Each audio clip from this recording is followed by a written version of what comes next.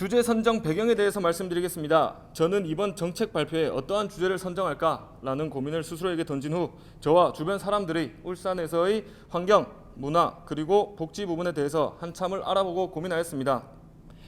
보이시는 그래프는 대한민국에서 만 25세부터 39세까지 한 번도 취업을 하지 않았던 인구를 조사한 그래프입니다. 보시다시피 2008년에는 약 21만 명의 미취업 대상자가 있었고 지난해 2020년에는 32만 명의 대상자로 매년 증가하고 있는 추세의 통계를 보실 수 있습니다. 이러한 통계의 가장 큰 원인으로는 발생하는 일자리 TO에 비해 매년 발생하는 대학생, 졸업생, 이직 준비생, 취업 N수생 등 상당수의 취업 준비생이 발생하는 원인이 가장 크게 자리 잡고 있었습니다. 또한 조사 결과에는 고학력을 우대하는 기업, 취업 준비 미흡, 취업 환경 마련 불가 등 다양한 원인이 있었습니다. 다음으로 우리나라의 청년 실업률에 대한 현황을 말씀드리겠습니다. 왼쪽 사진을 보시면 2009년에는 노르웨이가 1등, 네덜란드와 스위스가 공동 2등, 일본과 한국이 공동 3등으로 OECD 평균에 비해 매우 낮은 청년 실업률을 보실 수 있습니다. 그러나 10년이 지난 2019년에는 전체에서 20위를 하였으며 OECD 평균보다 높은 청년 실업률을 기록하고 있습니다. 다음으로 해결 방안에 대해서 말씀드리겠습니다. 첫째로 앞서 말씀드렸듯이 울산이 공업도시란 점을 이용하여 청년 인통 채용 확대 및 청년 고용률 증설이 있습니다. 밑에 기사의 사진을 보시면 인턴 사원들의 정규직 전환율이 71.6%로 매우 높은 것을 알 수 있습니다. 또한 인턴 경험이 가장 큰 스펙인 것을 알지만 기회가 없어 하지 못하는 청년 실직자들이 60%라는 통계가 있으니 공업도시라는 장점을 살려서 이러한 청년들에게 실무에 대한 능력 향상 및 경험을 쌓을 기회가 많았으면 좋겠다는 점에서 생각을 하게 되었습니다. 두 번째 해결 방안입니다. 기업 및 공단 취업 특강 및 멘토링 활동입니다. 저의 주변에서 진행 중인 대부분 취업 특강 그리고 취업 관련 강연은 외부 강사 및 교내 직원들이 진행하는 경우가 상당수입니다. 그리고 울산에 있는 회사를 목표로 취업을 준비하는 사람이 많이 있는데 해당 회사에 대한 정보가 너무 많이 없고 거리가 너무 멀고 너무 크게 상대적으로 느껴지는 점을 보완하고자 기업 및 공단에서 직접 취업 특강을 진행하는 방법으로 생각해 보았습니다. 또한 최근에 회사에 취직한 직원들에게 대학생 및 취업 준비생을 대상으로 시에서 모집을 하고 지원을 받아서 매칭을 해줘서 멘토링을 진행하는 방식도 생각해 보았습니다. 세 번째 해결 방안으로 말씀드리겠습니다. 시행 중인 정책 홍보 방식 변경 및 강화입니다.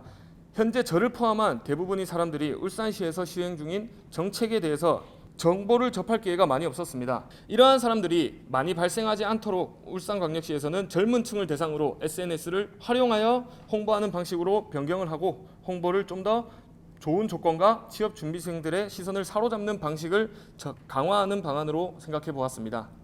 저는 평소 경영대학 학우로서 창업에 굉장히 많은 관심을 가지고 있었습니다. 기존 정책과 울산만의 특색을 살린 새로운 정책이 만들어내는 시너지를 만들어내는 과정이 오늘 제가 제안할 청년 정책의 핵심 주제입니다. 바로 울산광역시 자랑인 여러 관광지를 랜드마크로 지정하여 청년들에게 일자리를 제공하고 긍정적인 지원과 여러 지원을 해주는 것입니다. 이 세 곳은 울산에 거주하시는 사람들은 물론 울산에 방문해 본 적이 있는 사람들이라면 누구나 다 아시는 유명 장소들이라고 생각합니다. 울산의 랜드마크에서 울산의 특색이 담긴 먹거리를 판매하는 것입니다. 울산에서 나고자 하는 청년들이 울산의 특색을 살려 먹거리와 볼거리를 함께 제공한다면 자연스레 방문객들의 발길도 늘어날 것이라고 생각합니다. 두 번째로는 체험형 관광입니다. 울산하면 혹시 무엇이 먼저 떠오르시나요? 이런 울산의 유명한 테마들을 체험형 관광으로 전환시키는 것입니다. 사진에 보시다시피 고래 모양의 도마 만들기 등 울산 청년들이 특색 있는 관광 산업을 발전해 나간다면 큰 시너지가 발생할 것이라고 생각합니다. 이러한 울산의 랜드마크와 청년 정책이 함께 시너지를 내기 위해서는 아래 보이시는 지원들이 필요합니다. 첫 번째로는 판매 공간을 제공하는 것입니다. 접근이 어려운 관광지의 중심 상권을 확보하도록 우선권을 부여하는 것입니다. 비싼 임대료에 도심의 외곽에서 창업을 시작하는 청년 창업가들이 많습니다. 이러한 청년들을 관광지에 일터를 마련해주면 큰 도움이 될 것이라고 생각합니다. 두 번째로는 창업 아이템을 교육하고 지원하는 것입니다. 경험이 적은 예비 창업자들을 위해 어떤 제품이나 서비스를 어떻게 소비자에게 제공하고 어떻게 마케팅하며 어떻게 돈을 벌 것인가 하는 계획들을 정립하는 것입니다. 코로나 시국에서 오프라인 마케팅이 어려워진 지금 금전적인 이유 등으로 여러 어려움이 존재합니다. 울산시에서 직접 온라인과 오프라인을 병행한 마케팅을 지원한다면 큰 도움이 될 것이라 생각합니다. 저는 청년의 발전이 곧 울산의 발전이라고 생각합니다. 울산이 보유한 청년 정책을 바탕으로 울산만의 특색 있는 산업을 만들어 나간다면 울산과 청년들이 함께 도약해낼 수 있을 거라 생각합니다. 네, 자료를 보시다시피 2020년 통계청에서 조사한 시도별 인구 유출 1위 도시는 바로 우리 울산입니다. 2020년 작년 한 해 동안 우리 울산의 인구는 총 1만 3,584명이 줄었습니다. 14만 9,696명이 울산을 떠난 반면 이사를 온 전입자의 수는 13만 6,112명이 불과했기 때문입니다. 아직 주소 이전을 하지 않은 인구를 포함하면 실제 수치는 더 많을 것으로 예상되고 있습니다. 네, 그럼 지금부터 왜 울산의 인구가 유출되는지에 대해서 이유를 알아보도록 하겠습니다. 기사에서 가장 많이 보도된 자료들은 2010년 초만 하더라도 젊은이들이 직장을 찾아 산업수단의 울산으로 몰려들었습니다. 하지만 2016년 현대중공업을 필두로 조선 경기 침체로 울산의 주력 업종이 무너지면서 추락하면서 때문이라고 기사로 가장 많이 보도가 되어 있습니다. 물론 조선 경기 침체도 심각한 문제이지만 저는 학생 입장으로, 학생 대표로 또 제 또래 청년 입장에서 이유는 다르게 보고 있습니다. 하지만 저는 가장 크게 이 세 가지 자료를 뽑았습니다. 대학 개수 부족, 취업 준비 문제, 일자리 부족 문제입니다. 우리 울산 인구가 현재 112만 명이에요. 근데 인접한 광역시, 대전광역시와 광주광역시 인구는 140만 명입니다. 우리 울산보다 고작 30만 명 많은 게 전부입니다. 하지만 자료를 보시다시피 대학 개수는 4배가 넘게 차이 나고 있습니다. 솔직히 이 국비 지역 문제가 제가 현실적으로 가장 와닿는 울산의 유출 문제예요. 저는 이제 IT 융합을 전공하고 있습니다.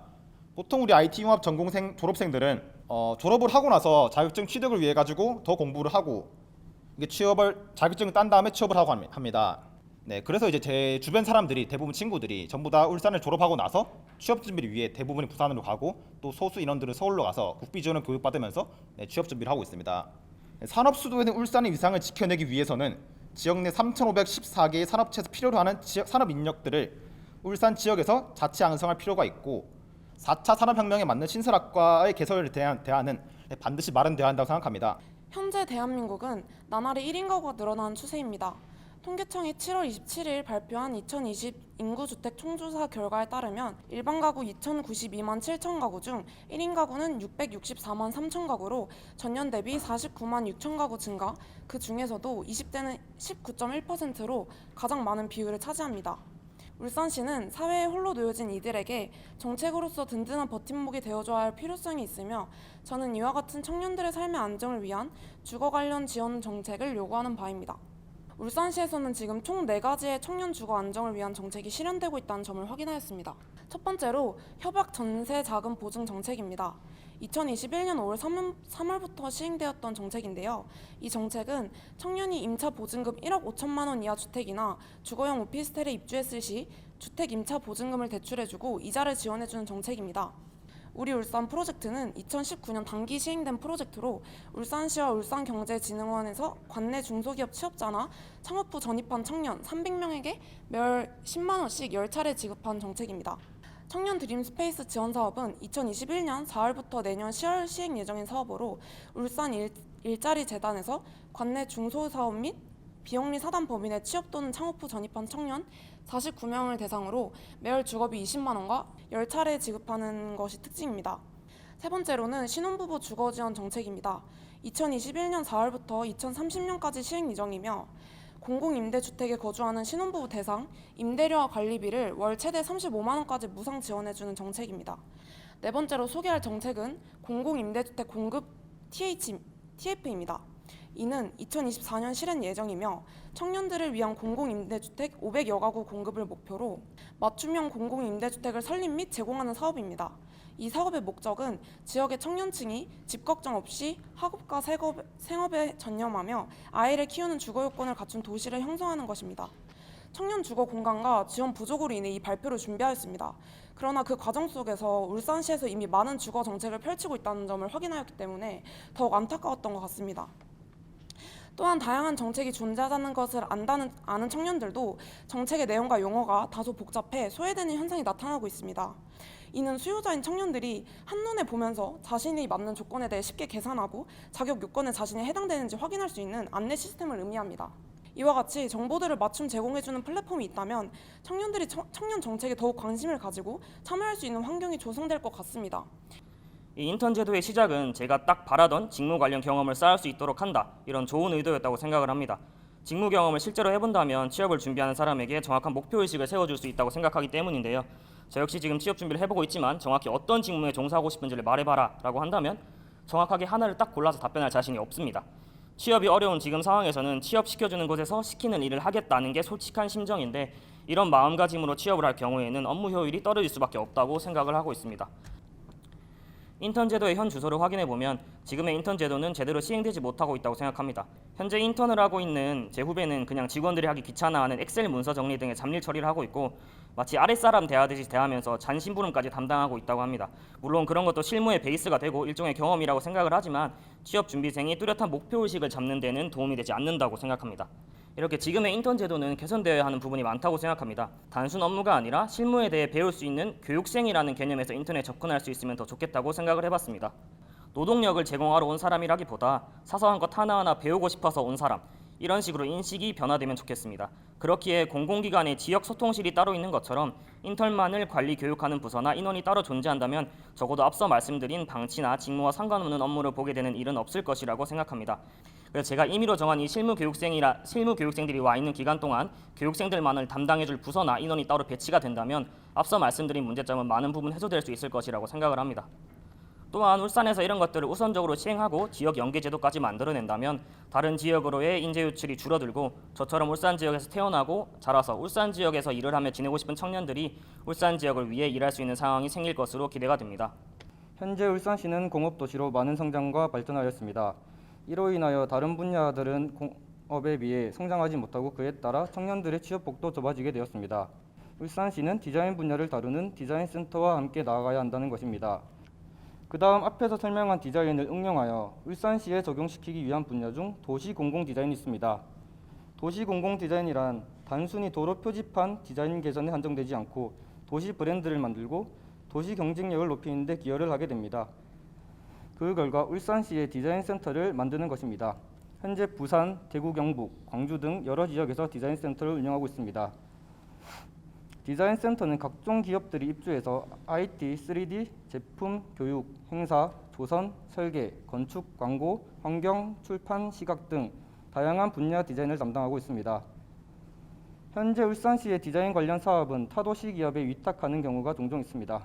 하지만 울산시의 디자인 관련 사업은 울산시를 더 정확히 알고 파악할 수 있는 울산시 내에서 직접 거주하고 생활하는 우리가 맡아야 한다고 생각합니다. 그렇다면 이제 울산시에 디자인 센터가 생길 경우 여러 효과를 기대할 수 있습니다. 더 나아가 울산 디자인 센터는 울산시만을 위하고 울산시의 변화를 위한 촉매제 역할을 하게 됩니다. 울산은 많은 관광지와 볼거리를 가지고 있음에도 불구하고 울산시를 노잼 도시라 부르는데 디자인을 이용한 공공 디자인이 성공적으로 이루어진다면 노잼 도시를 탈출하고 많은 관광객을 유입시킬 수 있을 것입니다. 또한 울산시에는 공업 분야를 넘어서 디자인 분야를 더해 함께 나아가는 방법을 또 생각하는 것이 중요하다고 생각합니다. 디자인의 도시, 관광의 도시, 미래의 도시로 만드는 것입니다. 울산의 대중교통 수단은 시내버스가 유일한데 버스의 수송 부담률이 2020년 기준 17%에 불과해 대중교통으로서의 재기능을 못하고 있다고 합니다. 울산시는 연간 240억 원 이상의 지원금을 주면서도 버스 수송 부담률 개선과 교통복지층 진에 대한 효과를 내지 못하고 버스 회사 적자를 메워주는 지원금을 뿌리며 노선의 길이가 목적지까지 가는데 시간이 많이 걸리고 인구수 대비 노선 수는 많으나 노선이 다양하지 않고 일부 노선에 집중해서 버스 이용이 불편하다고 합니다. 울산은 2021년 기준 광역시 중에서 유일하게 도시철도가 없습니다. 그 이유는 첫 번째, 도시철도를 만들어도 타산이 나오지 않는다. 6대 광역시 중에서 가장 인구가 적고 다른 도시들처럼 시가지가 쭉 이어진 형태가 아닌 구영리, 남구, 중구, 북구, 아파트 단지, 동구에 띄엄띄엄 시가지가 떨어져 있다 보니 이동하기 힘든 부분이 있습니다. 앞에 화면에 보시다시피 울산 주요 관광지 이동 코스를 SNS를 참고하여 대중교통 이동 시간을 봤을 때 대중교통 이용 시 많은 시간이 걸리거나 자가용이 없으면 가지 못하는 곳도 존재하였습니다. 트램 설치 단축을 요구합니다. 트램 설치가 날짜가 점차 연기돼가고 있는 걸로 알고 있습니다. 문제를 하루빨리 해결하여 트램 설치를 요구합니다. 버스 노선 증가. 울산에는 177선 노선과 22개 버스 업체가 있습니다. 노선을 증가하여 자가용 이용하지 않아도 다양한 버스로 갈 수 있는 노선 증가를 원합니다. 현재 20대 청년층의 정치 참여는 소극적이라는 비판을 받고 있습니다. 활발한 학생운동을 전개하며 적극적인 정치 참여를 보였던 과거와는 달리 현재 20대의 정치 참여율은 매우 저조합니다. 이러한 현재의 청년 정치 참여도 실현과 앞으로 나아가야 할 방향에 대해 발표를 해보겠습니다. 다양한 청년들의 이야기를 중에서 제가 청년들의 정치 참여도를 다룬 이유는 바로 다가오는 선거에 대한 고민에서 한번 시작을 해보았습니다. 우선 청년층의 투표율에 대한 자료를 보여드리겠습니다. 이 그림은 1996년 15대 총선부터 2020년 21대 총선까지 투표율에 대한 자료입니다. 가장 활동적이며 정치적 주체가 될 수 있는 20, 30대의 투표율이 다른 연령대 투표율보다 현저하게 낮은 것을 확인할 수 있습니다. 그 이유 중 하나가 낮은 청년 정치인의 비율이 될 수 있다고 저는 생각합니다. 앞서 자료에서 우리나라 청년 정치인의 비율이 얼마나 낮은지 확인을 하였습니다. 다른 연령대 정치인이 만든 청년 정책과 다른 연령대 정치인이 만든 청년 정책은 청년층이 처한 문제점과 필요한 정책이 무엇인지 더 가까이 들을 수 있는 청년 정치인이 만든 청년 정책과 보다 효율성이 떨어질 수밖에 없다고 저는 생각을 하였습니다. 이것은 결국 아까 말했던 낮은 정치 효능감으로 이어져 무관심으로 이어지는 악순환의 반복을 초래한다고 생각합니다. 우선 청년층의 능동적인 자세가 일단 바탕이 되어야 한다고 생각합니다. 정치에 대해 부정적인 인식만을 가지고 낮은 정치 효능감에 좌절하며 누군가가 대변해 주기만을 기다리는 것이 아닌 능동적인 자세로 더 알아보고 직접 목소리를 낼 수도 있어야 된다고 생각합니다. 다음은 청년 정치인의 체계적인 육성입니다. 프로축구로 비유하자면 유소년 클럽부터 선수들을 키워내듯이 정치인도 육성을 하는 것이 필요하다고 생각합니다. 지속적인 청년 정치인의 양성은 청년의 목소리를 정책으로 연결하고 그들의 정치적 관심까지 불러올 수 있지 않을까라는 생각을 하며 저의 발표를 마치도록 하겠습니다.